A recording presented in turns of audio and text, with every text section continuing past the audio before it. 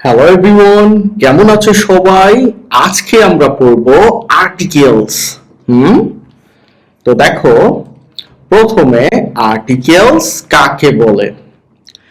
নাউনের পূর্বে বা নাউনের আগে বসে নাউনকে পরিচয় করায় বা নির্দিষ্ট করে এমন শব্দকে আর্টিকেল বলে। আর্টিকেল কয়টা আছে? এ, অ্যান আর হলো দা।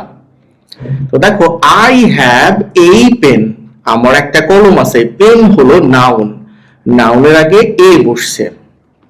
শি ব্রট অ্যান আমব্রেলা, আমব্রেলা মানে ছাতা, এটা নাউন, এটার পূর্বে বা আগে কি বসছে? অ্যান।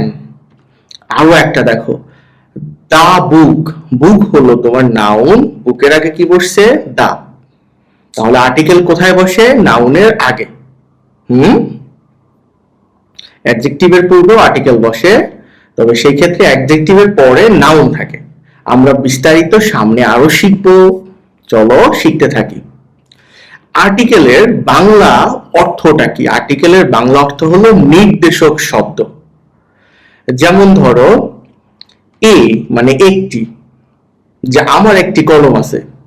আবার দা পেন ইজ মাইন, ওই কলমটা আমার, নির্দেশ করে দেখাইলো যে ওই কলমটাই আমার। আর্টিকেল আমরা কেন ব্যবহার করি?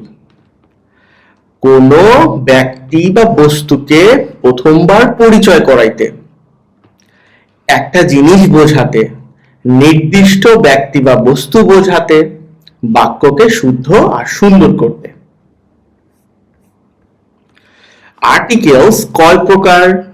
দুই প্রকার। একটা হলো ইনডিফিনিট আর্টিকেল, মানে অনির্দিষ্ট আর্টিকেল, যেমন এ বা এন।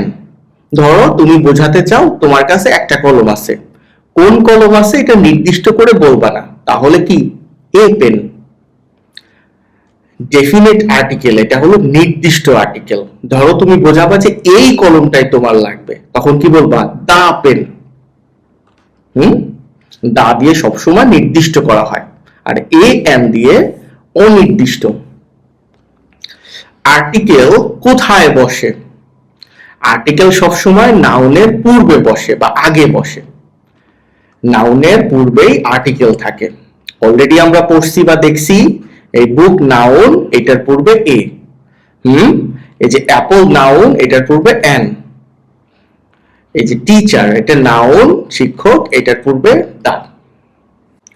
যদি নাউনের আগে অ্যাডজেক্টিভ থাকে তাহলে আর্টিকেল বসবে অ্যাডজেক্টিভের আগে।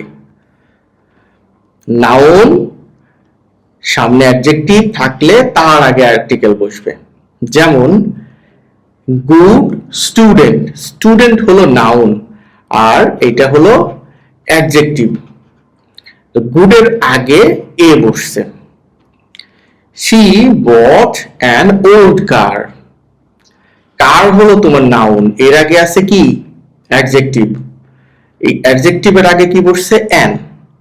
বাই দা ওয়ে, তোমাদের মধ্যে যারা এখনো অ্যাডজেক্টিভ বিষয়টা কি অথবা নাউন বিষয়টা কি এটা জানো না, তারা আমার চ্যানেলের মধ্যে গিয়ে তোমার পার্টস অফ স্পিচ এই প্লেলিস্ট খুঁজে বের করে সেখান থেকে তুমি নাউন এবং অ্যাডজেক্টিভ সম্পর্কে বিস্তারিত জানতে পারো। স্বাভাবিকভাবে বললে নাউন হলো নাম, যে কোনো কিছুর নাম, আর অ্যাডজেক্টিভ হলো যেই শব্দ কোনো নাউনের দোষ, গুণ, অবস্থা, সংখ্যা কিংবা পরিমাণ প্রকাশ করে, সেটাই হলো অ্যাডজেক্টিভ। বিস্তারিত ওখান থেকে জেনে এসো।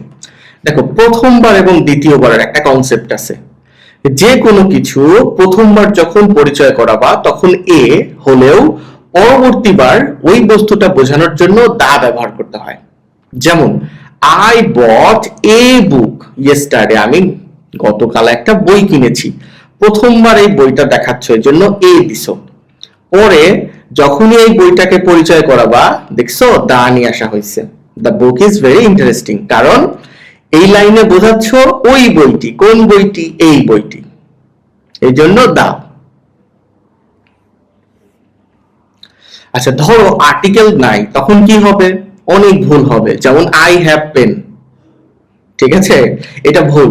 কারণ তোমার কয়টা কলম আছে সেটা বুঝতেছো না তুমি। আই হ্যাভ এই পেন, একটা কলম আছে। শি বট আমব্রেলা, কয়টা আমব্রেলা কিনছো? এটা তো প্লুরালও করা নাই, তাহলে কি বলবা? An umbrella. Book is on the table, কোন বইটা? The book is on the table, নির্দিষ্ট করে বুঝাবা যে ওই বইটাই টেবিলের উপর আছে। অথবা তুমি কি বলতে পারতা? A book is on the table, তখন কি বোঝাতো? যে কোনো একটা বই টেবিলের উপর আছে।